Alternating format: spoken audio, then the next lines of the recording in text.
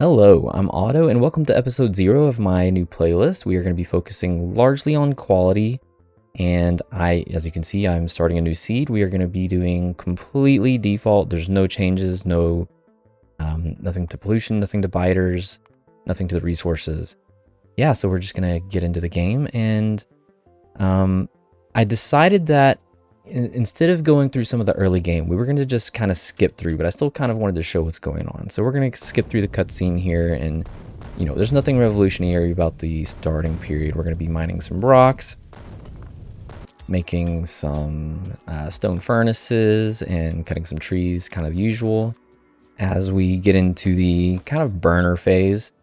And I like to start off with trying to set up 10 furnaces that are smelting iron and 3 that are smelting copper, and then whatever else I kind of want. You need to get some burner miners for coal.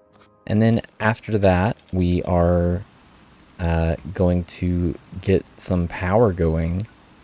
And yeah, so like I said, this is going to be like a kind of brief just intro into setting up my starter base. If you have not seen the way that I set my starter base up, or at least the new way that I set my starter base up, I will leave a link in the description and maybe a link up in the top right corner. And yeah, I have developed a new starter base, and we get to test that out starting in this run.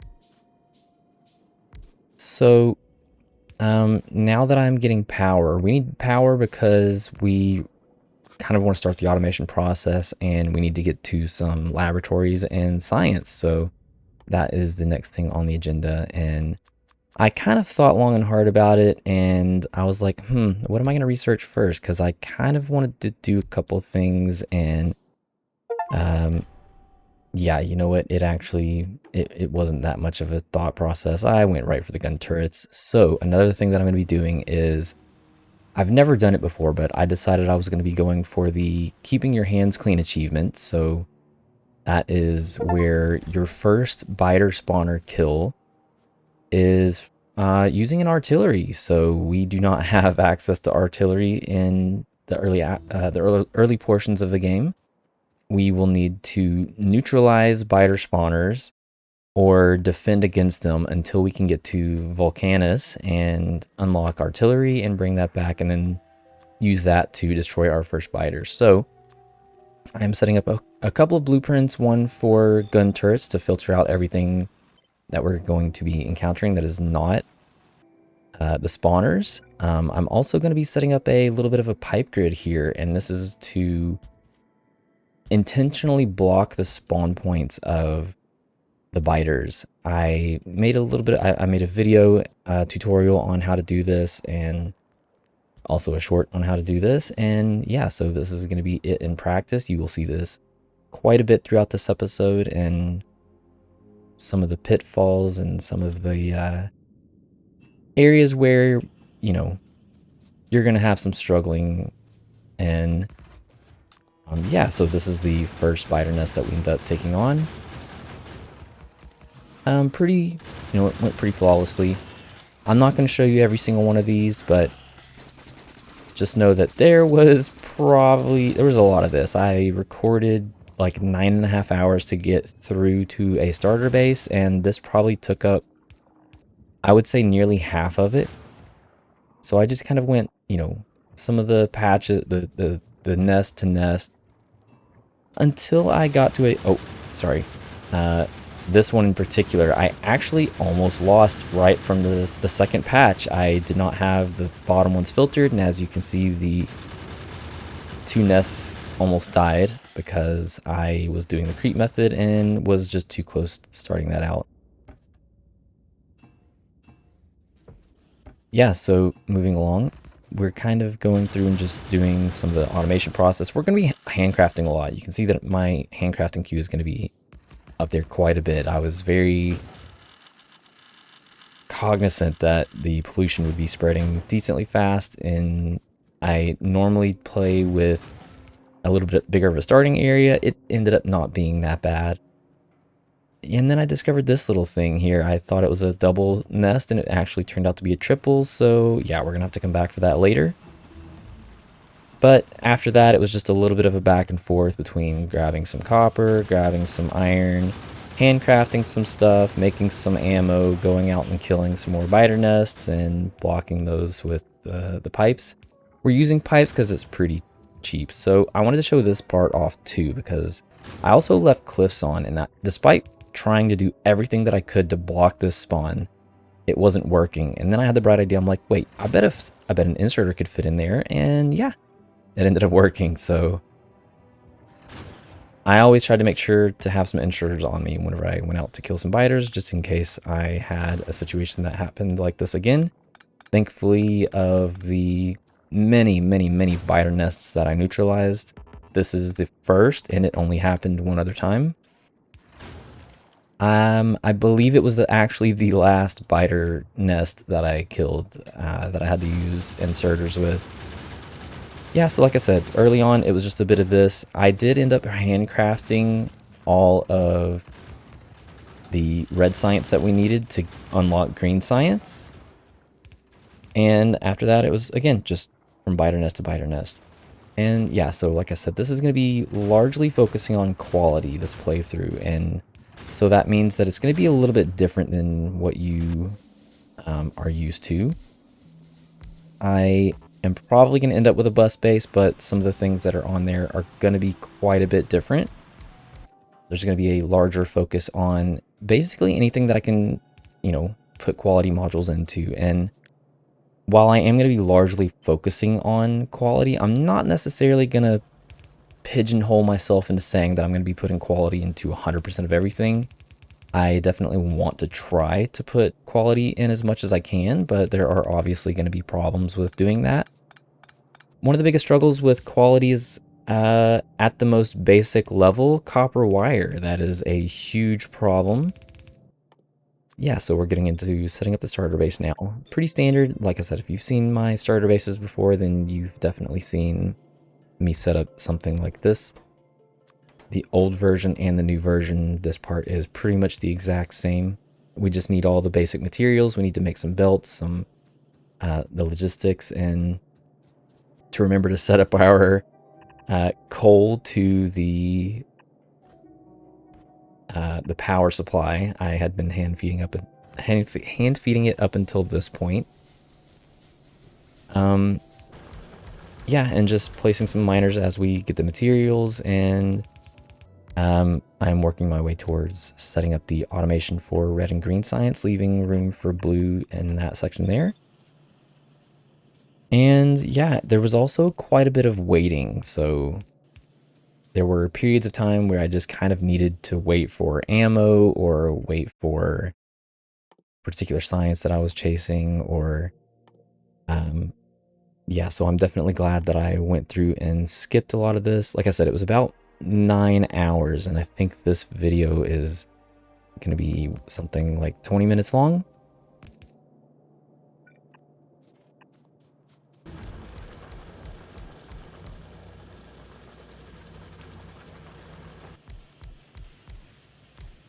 Once I made the starter video, it was, I had all of the materials on me. This is actually the first time that I've been able to test it out in an actual gameplay. And I was very surprised. It worked out a lot better than I thought it would. Once I made the steel furnaces, the first thing that I upgraded was the steel. We needed more steel to make more steel furnaces. And now we are working on military science. So kind of just to talk a little bit more about the quality. So one of the hardest parts about quality is that, you've got upwards of potentially 5 different items that are going to be crafted from a single unit. That and the game kind of treats that like it's its own item. So for instance, if you have a green quality gear and a normal quality gear, the game kind of treats that like it's 2 separate items, and you have to deal with them in kind of 2 separate ways, which ultimately ends up making like a sushi belt. Or if you're direct inserting, it will completely block you, and you would have to get rid of the increased quality items in a different way. Those are some of the unique challenges that we will have in this playthrough. I'm very close to blue science. We just need to get some oil here, and that will unlock some of the machines that we need to be able to progress. It's really kind of unfortunate that you have to actually mine the oil before you can have some of the upgrades, but yes, and we gotta love the pipeline extent problems. Grenades are my favorite landscaping tool. Bots are obviously better, but this early in the game, the second upgrade to the grenades is very good. I ended up making a huge mistake here. So the power pole that is right next to the grenade box there is not supposed to be there, and that means that everything that I have here is set one tile over to the right. As I start lining things up, you will see that I try to do some funky stuff to kind of manage that, and I thought I could make it work. Turns out, yeah, I was not able to make it work. Once I get this line here, which is the sulfur line, this is whenever I kind of really start discovering my issue. We don't need that much oil processing. We have these two oil refineries, and I will be setting both of those up for, or preparing at least for advanced oil processing. Might as well set it up now. Same thing with the oil cracking, the heavy oil, light oil, and lubricant there. And with this line with the red circuits, this is where my sulfur goes, and it was around this time that I kind of discovered my issue. Yeah, in the bottom right hand corner now, you can see that I had to underground through 2 more assembling machines, and that ended up not working. So yeah, with advanced oil processing unlocked, I can now get to lubricant, which is really what we need for bots. Once we unlock the lubricant, we can start making the electric engine units, or at least unlock the electric engine units, and then yeah, we are super close to bots. I did decide to tear down the section that I had made that was incorrect and shift everything over to the left. I realized that this was not going to work out in my favor, so yes, I did end up redoing that. I'm also going to be making some roboports, and I have the machine down, but I'm not going to actually make any just yet. I'm just going to set up for making them, and the reason why is because we're making so few red circuits, and the roboports just kind of gobble everything up. So I opted not to add in the inserter that collects the red circuits. I want all of the red circuits to be going to the logistic spots, which I don't end up using, so it will slowly cap out. But more importantly, going to the blue science. After a bit of waiting, I decided it is probably time, as we start nearing getting bots, or we have bots now, that I was going to upgrade my weapon speed and damage, and handcraft a ton of gun turrets. I ended up with hundreds of gun turrets. Started looking around the map just to kind of see, like, where is the expansion going to go? Like, you know, we're obviously going to need enough materials to be able to get through to Volcanus and maybe a little bit farther. So I kind of, you know, started collecting some walls. At some point, I was trying to make a coffee, and I could hear in my headphones over on my desk the achievement notification for, spawning a biter, or initiating a biter attack from pollution. So I quickly came over and dealt with that. And everything was fine until I got to this point and I discovered this monster. This ended up being probably one of the largest biter nests that I was going to have to deal with. Maybe not the largest, but it had tons of nests and tons of worms. So I decided to kind of put that on pause until I had a little bit more, like a few more resources, and wanted to kind of save that for the end. So I decided to go through and take care of some more of the smaller biter nests. And yeah, as you can see, like it was definitely helpful having the bots. I wall off anywhere that I think that I won't have to go past, or at least good choke points. The worst choke point that I had decided was one to the north that was backed by lots of different biter nests. And I also set up some gun turrets for each of the walls just to kind of space them out so that any biter expansion teams that were coming in would have to, well, they would get shot by that. And now we get to the point where we need to take care of the big nest. This ended up taking me probably about 25 minutes, and I've sped it up times 3.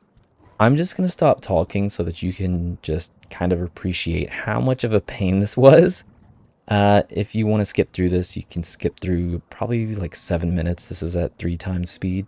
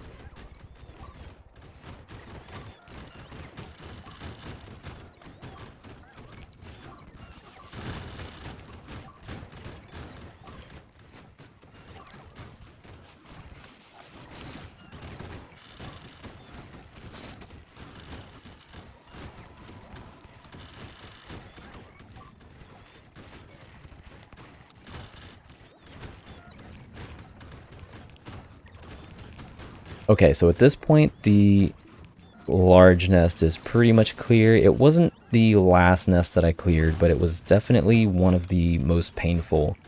The very last nest that I cleared was also painful. I don't think I'm going to show that one, but let's just put it this way. It had a cliff running right through the center of it and was slightly bigger than this one. Sorry, around the same size as this one, but definitely less worms. So there was a bit of a back and forth.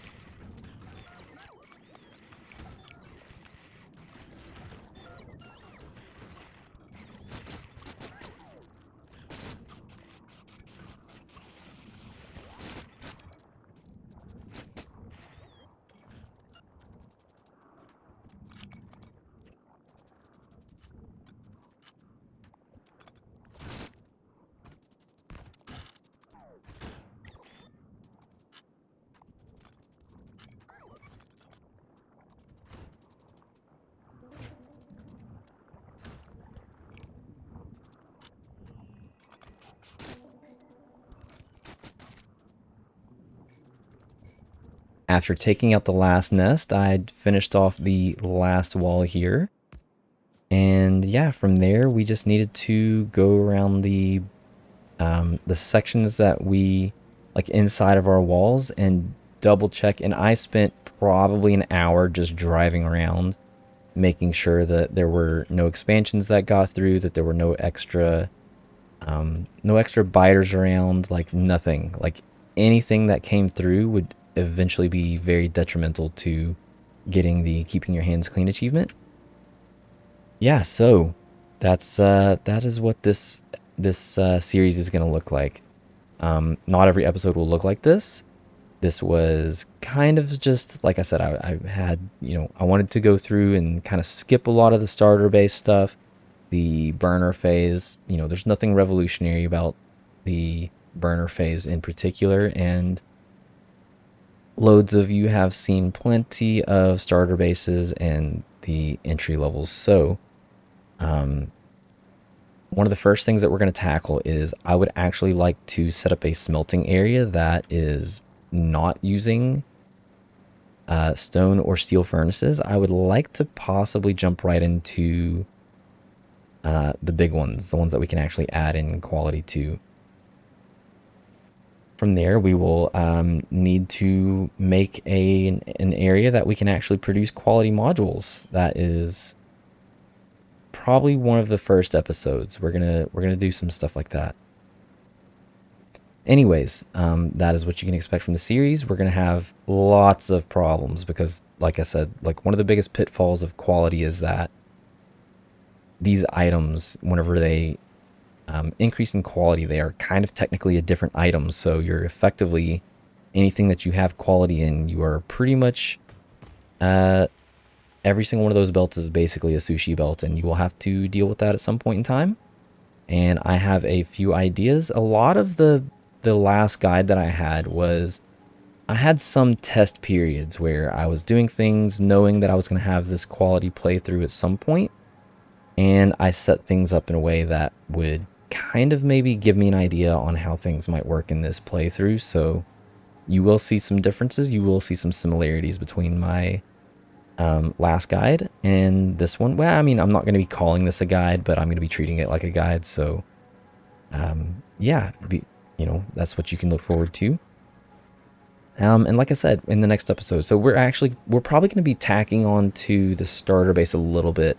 I wanted to just set this up in a way that was, exactly or very close to the tutorial that I had made.